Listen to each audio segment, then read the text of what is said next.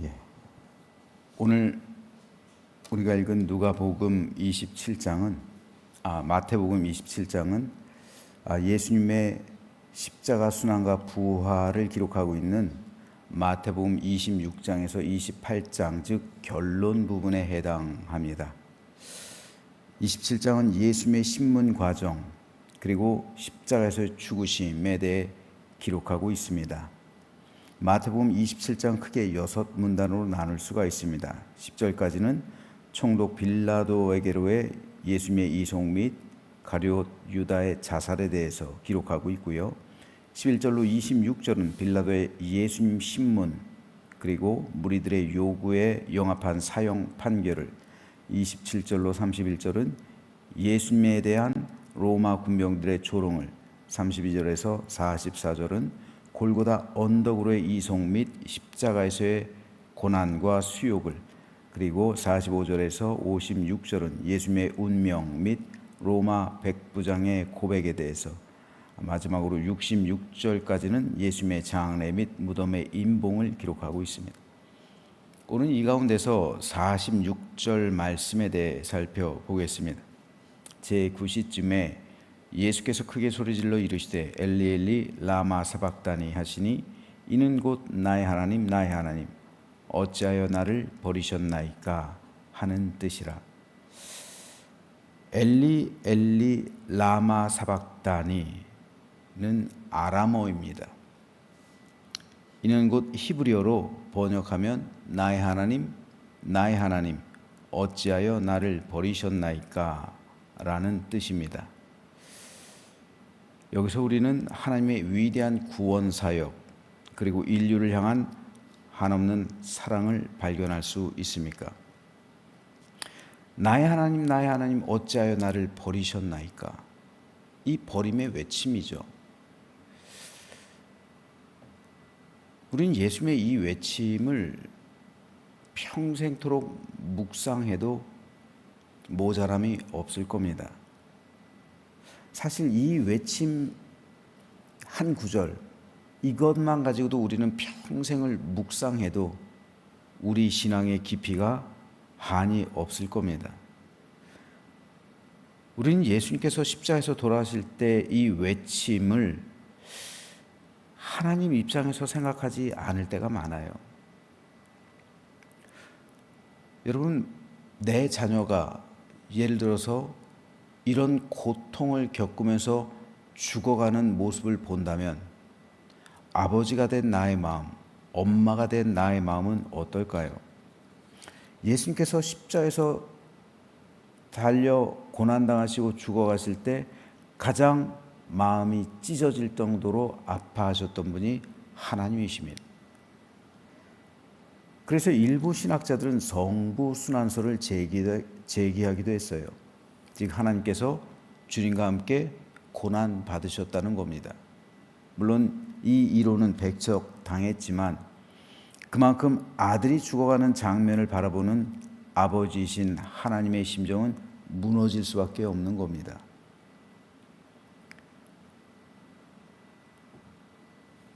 그림을 하나 보시겠습니다.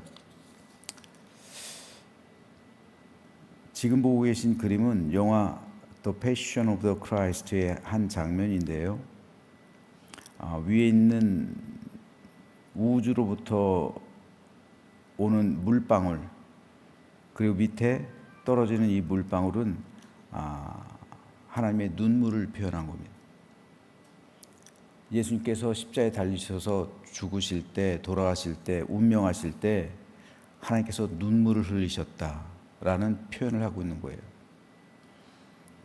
이 눈물이 우주를 거쳐 지상에 떨어졌을 때 땅에 지진이 일어나죠. 그리고 휘장이 찢깁니다. 바위가 터집니다. 무덤이 열리죠. 그리고 생명이 주어져요. 그래서 오늘 27장에도 죽은 자들이 살아나서 예루살렘 거리를 다니죠. 생명이며 죽음의 권세, 즉 사탄의 세력이 패배했습니다. 이 영화가 이렇게 묘사를 하고 있어요. 그만큼 주님의 고난은 하나님의 눈물, 즉 하나님의 마음을 찢어놓을 만큼 아픈 것이었어요.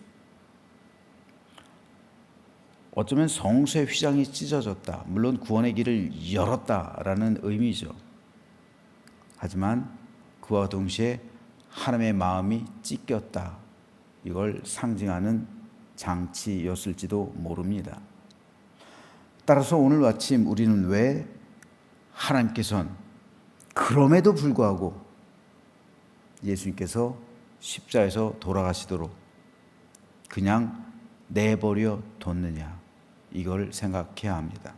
나의 하나님, 나의 하나님, 어찌하여 나를 버리셨나이까? 이건 버림이에요.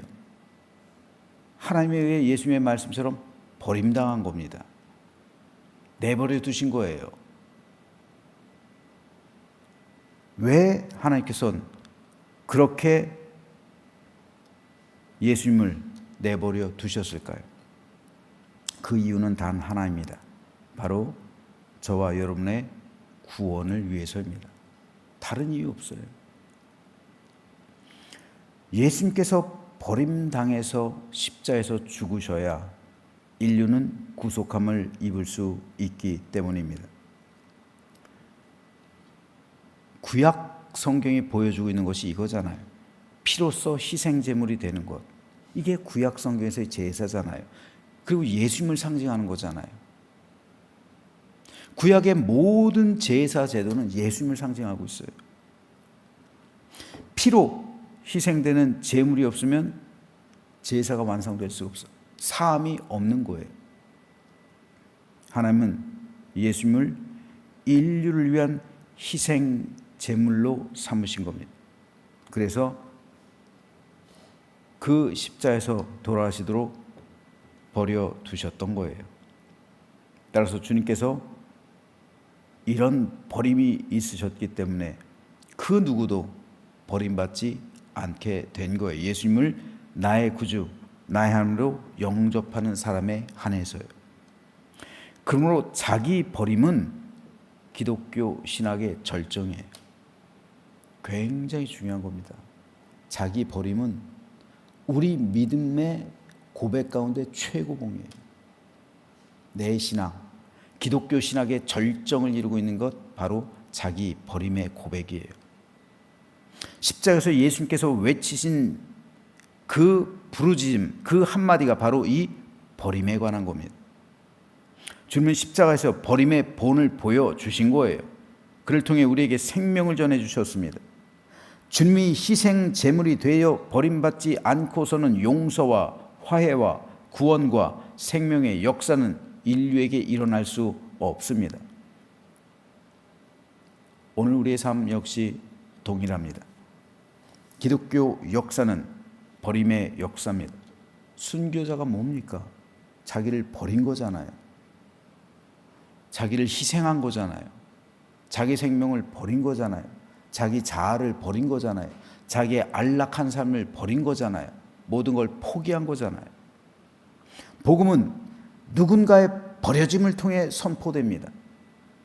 선교사들의 버려짐을 통해 그 나라의 복음의 씨앗이 뿌려집니다. 순교자들의 그 생명을 통해, 생명이 버려짐을 통해 복음이, 교회가 세워지게 됩니다. 성도들과 목회자들의 버려짐을 통해 하나님의 교회는 성장합니다.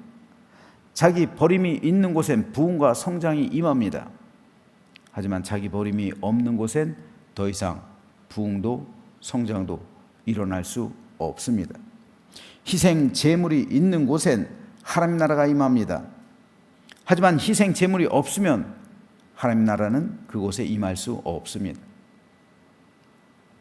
그러므로 우리는 이 기독교 신학의 절정을 이루고 있는 버림의 신학, 이것을 오늘에 이어받아야 합니다. 진정으로 좋은 교회 리더들은 그러므로 버림의 신학을 오늘도 예수 그리스도를 따라서 완성해 나가는 사람들입니다.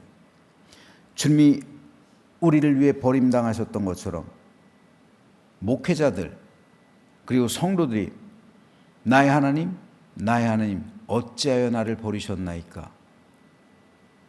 이런 외침을 할 수, 부르짖을 수 있어야 합니다. 그래야 그곳에 하나님 나라가 임하는 거예요. 좋은 지도자는 성도들 위해 군림하지 않습니다. 예수님처럼 자기를 대속물로 주는 사람입니다. 저를 비롯한 모든 평신도 지도자들, 장로님들, 권사님들, 그리고 모든 성도에 이르기까지 자기를 버릴 줄 아는, 즉 버림의 신학을 완성하는 그 신앙 고백을 하는 사람이야말로 하나님께서 인정하시는 리더입니다. No cross, no crown 이라는 말이 있어요. 십자가 없인 영광도 없다 라는 말이에요. 우리가 잘못 생각하고 있는 것이 십자가는 치료하지 않는데 영광은 받으려 해요. 십자가 없인 영광도 없습니다. 자기 버림이 없인 하나님의 우편에 앉을 일이 없다는 말이에요. 나의 하나님 어찌하여 나를 버리셨나이까 라는 주님의 이 외침이 있었기 때문에 주님은 하나님 우편에 앉아 계시는 거예요. 사도들이 주님을 위해 순교했기 때문에, 하나님 나라를 위해 순교했기 때문에 12보좌에 앉는 거예요. 그렇기 때문에 순교자의 상급이 가장 크다는 거예요. 천국에서 자기 생명을 버렸기 때문에. No cross, no crown. 십자가 없인 영광도 없습니다. 고난 없인 진정한 생명도, 기쁨도 없고, 죽음 없인 부활도 없고, 그리고 내 삶에 버림 없인 하나님 나라에서의 권세도 없습니다.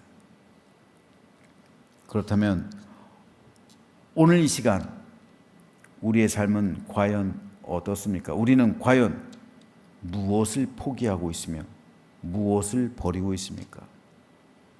우리가 기도할 때 하나님, 무엇을 저에게 주시고 무엇을 저에게 내려주시고 그 은혜와 복을 주십시오.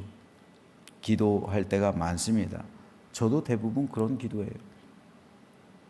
그런데 우리 성도가 반드시 잊지 말아야 할 기도가 있습니다. 하나님께서 가장 기뻐하시는 기도가 있습니다. 하나님, 하나님의 나라를 위해, 주님의 영광을 위해 내가 무엇을 버려야 할까요? 이 기도예요. 기독교 신학의 절정은 자기 버림이라고 했습니다. 하나님, 내가 오늘 무엇을 포기해야 할까요? 내가 오늘 무엇을 버려야 할까요? 내가 오늘 어떤 것을 버려야 내 신앙이 하나님 앞에서 온전해질까요? 이런 기도를 할 때 우리 하나님의 영광과 기쁨이 우리 삶을 채울 줄 믿습니다. 오늘 본문 51절에서 53절에 보면 주님께서 주님 자신을 버리고 십자가에서 돌아가셨을 때 일어난 두 가지 놀라운 이적에 대해서 말씀합니다. 첫째, 성소의 휘장이 위로부터 아래까지 찢어졌습니다. 둘째, 땅이 진동하며 바위가 터지고 무덤들이 열리며 죽어있던 사람이 살아났습니다. 무덤 안에는 시체가 놓여있죠. 그곳은 죽음의 세계입니다. 그런데 예수님이 십자에서 죽으셨을 때 무덤이 터져요. 무덤 문이 터집니다. 죽은 사람이 살아나요. 죽음의 세계, 생명이 찾아옵니다. 휘장이 찢어짐으로 하나님의 은혜가 모든 사람에게 임하게 되었습니다. 바위가 터짐으로 무덤에 빛이 비치게 되었습니다. 죽음의 세계에 생명이 임했습니다. 진정한 기적은 이렇듯 자신을 버리고 죽을 때 일어납니다.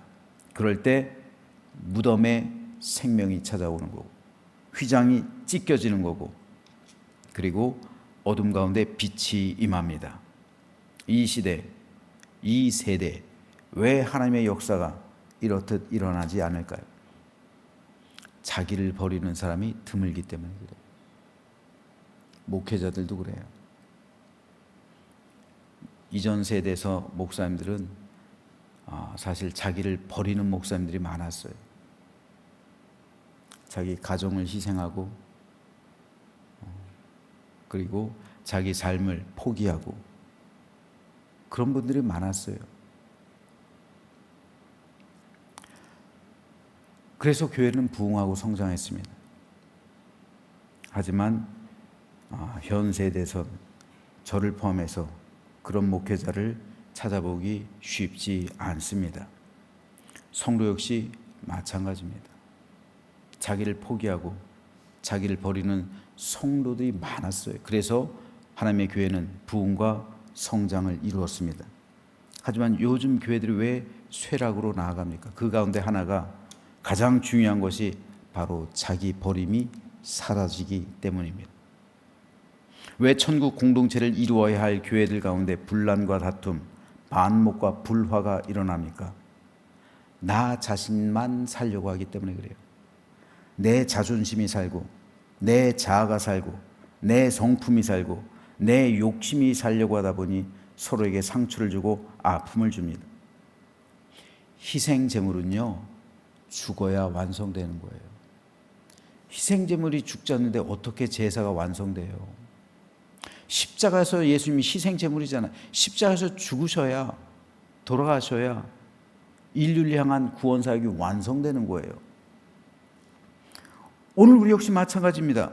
제물은 죽어야 하나님과 사람 사이에 평강이 임하는 거예요. 사람과 사람 사이에 안식을 누리는 거예요. 그래서 이사야 선지자의 고백처럼 주님이 고난을 받으심으로 우리는 나음을 입었습니다. 주님이 죽으셨을 때 우리는 생명을 얻게 되었습니다. 오늘 우리 역시 나를 부인하고 자기를 버림으로 하나님 나라가 이 땅 가운데 임하게 하는 사명이 우리에게 주어진 겁니다. 그래서 예수님께서 그렇게 외치신 거예요. 제자됨의 조건이 자기 부인 그리고 자기 십자가잖아요.